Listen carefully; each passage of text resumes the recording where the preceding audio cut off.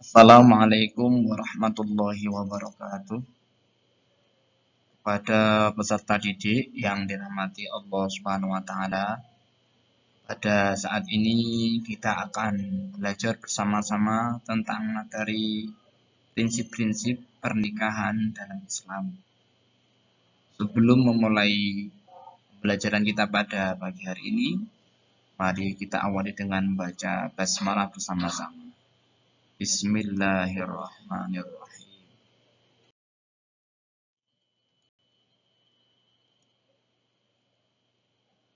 Ini kita akan membahas tentang prinsip-prinsip pernikahan dalam Islam.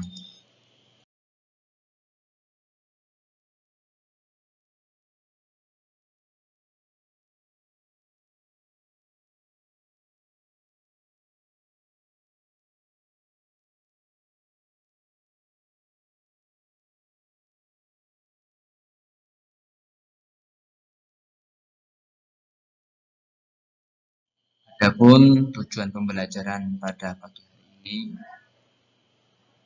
setelah mengikuti proses pembelajaran tentang prinsip-prinsip pernikahan dalam Islam, peserta didik diharapkan dapat 1. Menguraikan pengertian nikah dengan baik dan benar. 2. Menganalisis tujuan nikah dengan cermat dan teliti. 3. Membandingkan hukum nikah antara yang satu dengan yang lain dengan baik. 4. Memerinci jenis mahram atau orang yang tidak boleh dinikahi dengan benar. 5. Mengaitkan syarat dan rukun nikah dengan baik. 6. Menganalisis pernikahan yang tidak sah dengan cermat. 7. Membandingkan hak dan kewajiban suami istri dengan baik. 8. Menelaah hikmah pernikahan.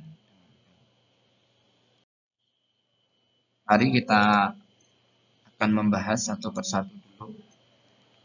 Yang pertama adalah pengertian nikah.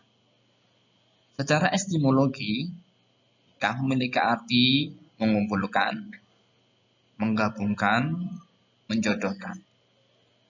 Secara terminologi, menurut Kamus Besar Bahasa Indonesia, nikah memiliki arti perjanjian antara laki-laki dan perempuan untuk bersuami istri dengan resmi. Pengertian nikah secara syariah ialah akad yang menghalalkan pergaulan antara laki-laki dan perempuan yang bukan mahramnya, yang menimbulkan hak dan kewajiban masing-masing. Pengertian nikah menurut Undang-Undang Pernikahan Republik Indonesia Nomor 1 Tahun 1974, nikah adalah ikatan lahir batin antara seorang pria dan wanita sebagai suami istri dengan tujuan membentuk keluarga yang berbahagia dan kekal berdasarkan ketuhanan yang Maha Esa. Berikutnya kita akan membahas tentang tujuan pernikahan. Apa saja sih tujuan pernikahan di dalam agama kita itu? Yang pertama adalah tujuan pernikahan memenuhi tuntutan manusia yang asasi. Orang menikah itu menjadi tuntutan bagi setiap manusia. Yang kedua, tujuan pernikahan adalah untuk mendapatkan ketenangan dan kebahagiaan hidup. Orang yang menikah ingin mendapatkan ketenangan dan kebahagiaan dalam kehidupannya. Yang ketiga adalah untuk membentengi akhlak.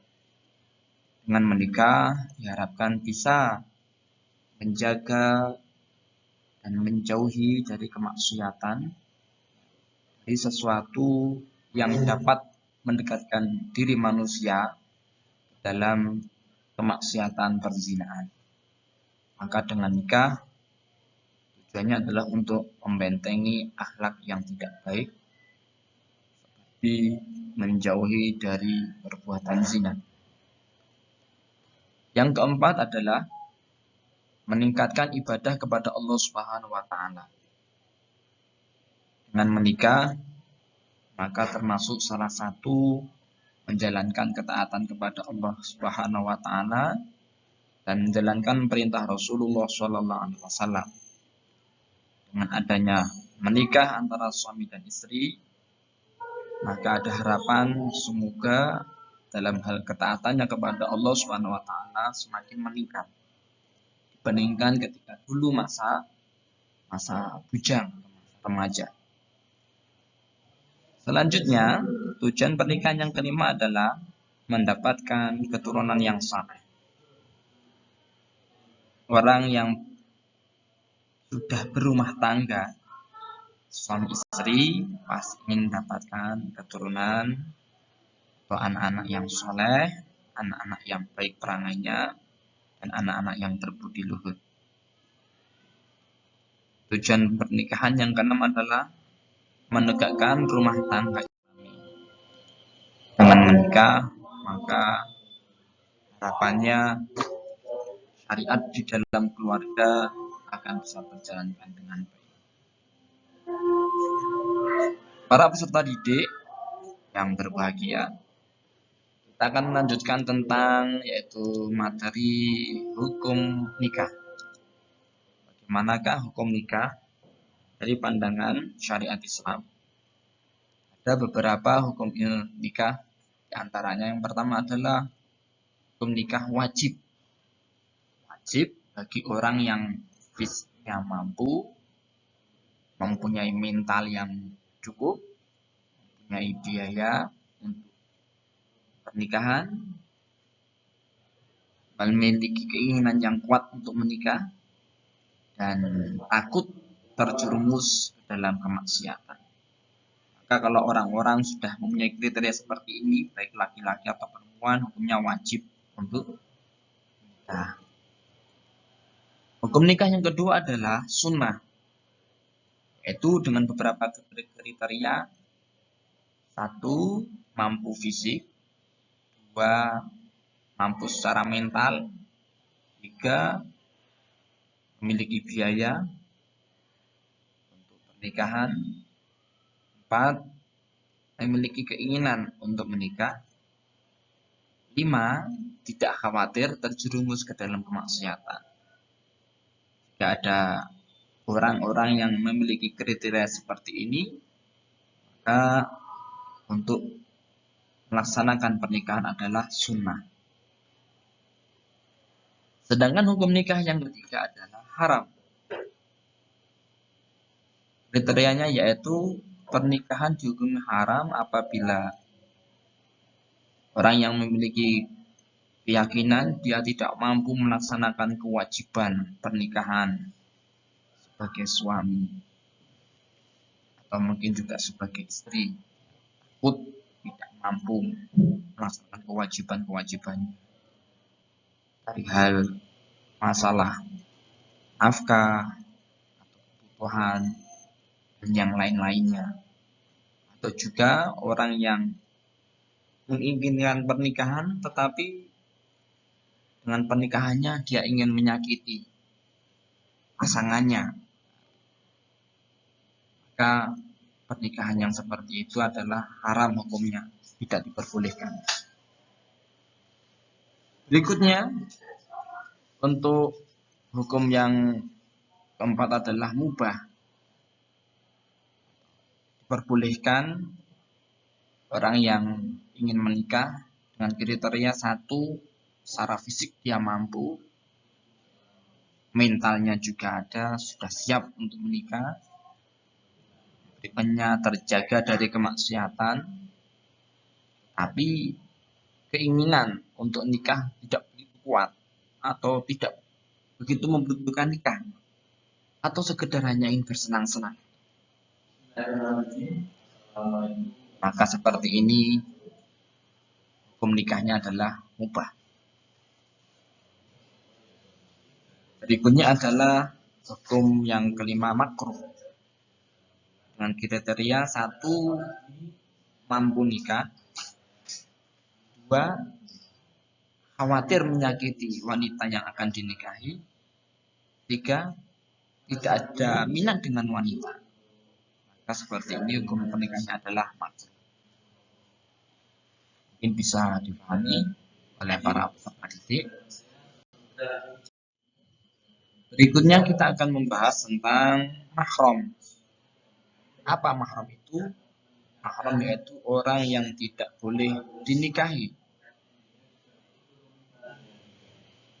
Mahram itu terbagi menjadi dua. Yang pertama adalah mahram mu'abbad. Yang kedua adalah mahram ghairu mu'abbad.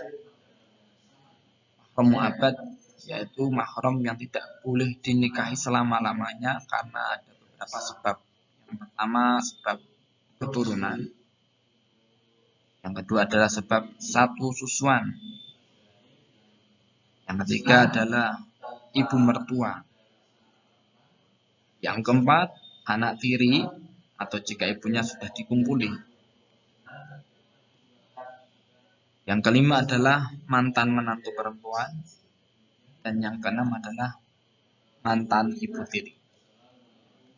Ini adalah beberapa mahram mu'abbad. Yang kedua adalah mahram ghairu mu'abbad, yaitu mahram yang tidak diboleh dinikahi karena menghimpun dua saudara perempuan.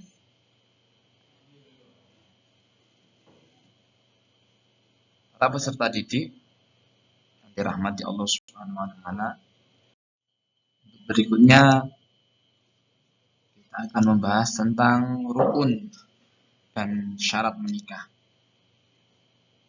Rukun itu adalah sesuatu yang harus dipenuhi sebelum seseorang menjalankan amaliyah. Dalam hal ini adalah rukun dan syarat menikah.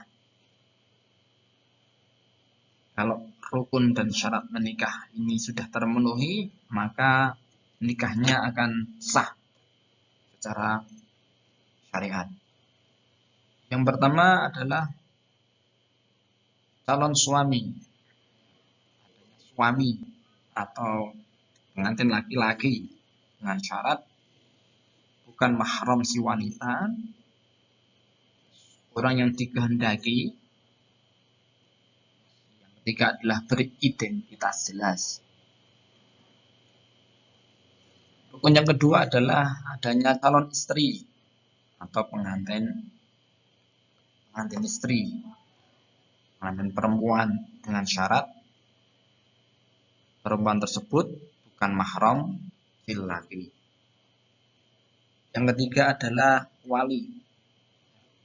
Wali yang utama adalah ayah kandung mempelai wanita atau ayah kandung istri. Atau boleh wali itu oleh kerabat terdekat jika ayahnya tidak ada karena sebab meninggal dunia atau sudah lama sekali tidak diketahui di mana ayahnya berada, maka boleh walinya digantikan oleh kerabat terdekat. Kerabat terdekat dari silsilah ayah, bisa paman. Atau kalau misalkan paman tidak ada, bisa dari kakak laki-laki. Rukun keempat adalah adanya dua orang saksi. Maka dua orang saksi ini sangat diperlukan dalam prosesi pernikahan atau akad nikah sebagai bentuk bahwa saksi ini ya, dari pihak perempuan dan pihak laki-laki menjadi saksi atas sahnya bahwa si calon suami dan si calon istri ini benar-benar pasangan yang sudah sah dan benar. Yang kelima adalah adanya sighot atau ijab qabul, serah terima antara si pengantin putri atau si wali menyerahkan anak putrinya kepada calon pengantin pria. Diserahkan oleh walinya dan dijawab atau diterima oleh calon suami. Adalah beberapa rukun dan syarat nikah. Berikutnya kita akan membahas tentang Materi pernikahan tidak sah. Ada beberapa kriteria pernikahan yang tidak sah. Yang pertama adalah pernikahan mut'ah. Pernikahan mut'ah artinya pernikahan yang dibatasi jangka waktu tertentu, atau juga disebut kawin kontrak. Jadi ada seseorang laki-laki menikah dengan perempuan tapi dibatasi waktunya. Misalkan saya butuh nikah sama kamu cuma 3 bulan. Nanti kalau udah 3 bulan selesai ya sudah. Atau mungkin 6 bulan. Nanti kalau sudah kontraknya habis untuk dinikahi ya sudah. Yang kedua adalah pernikahan syighar, yaitu pernikahan dengan persyaratan barter dan tanpa mahar. Yang ketiga adalah pernikahan muhalil, yaitu pernikahan wanita yang telah ditalak 3 atau pernikahan wanita yang sudah dicerai selama 3 kali dan wanita tersebut tidak boleh rujuk atau kembali pada suaminya yang pertama. Lalu wanita itu dinikahi laki-laki lain dengan tujuan untuk menghalalkan dinikahi lagi oleh mantan suaminya atau suami pertama. Ini pernikahan yang tidak sah. Yang keempat adalah pernikahan orang yang sedang melaksanakan ihram haji atau ihram umrah. Maka ketika orang yang sedang ihram haji atau ihram umrah tidak boleh melaksanakan pernikahan. Yang kelima adalah pernikahan dalam masa iddah. Masa iddah artinya masa penantian bagi seorang perempuan diperbolehkannya untuk menikah lagi dengan laki-laki yang lain. Pernikahan dalam masa iddah yaitu pernikahan laki-laki kepada perempuan yang sedang masa iddah, yaitu menanti ya, karena cerai atau meninggal dunia. Jadi kalau ada wanita sedang masa iddah, dia harus menunggu supaya boleh menikah lagi. Tapi ketika masa iddah dia menikah, maka nikahnya adalah tidak sah secara syariat agama. Berikutnya adalah tentang materi hak dan kewajiban suami istri. 1. Kewajiban bersama suami istri. A. Memelihara dan mendidik anak. B. Berbuat baik terhadap mertua dan keluarga. C. Setia dan saling menyayangi dalam hubungan rumah tangga. D. Saling membantu dalam urusan rumah tangga dan hal lainnya. E. Menjaga penampilan lahiriah dalam rangka merawat keutuhan cinta. Berikutnya adalah kewajiban suami. Kewajiban suami: A. Menjadi pemimpin dalam keluarga. B. Memberi nafkah lahir dan batin. C. Bergaul dengan istri dan keluarganya secara baik. D. Bertanggung jawab sesuai fungsi dan perannya sebagai suami. E. Memberi kebebasan berpikir dan bertindak kepada istri yang sesuai dengan.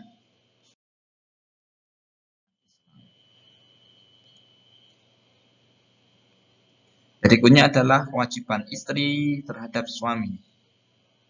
1. Taat kepada perintah suami. 2. Selalu menjaga diri dan kehormatan keluarga.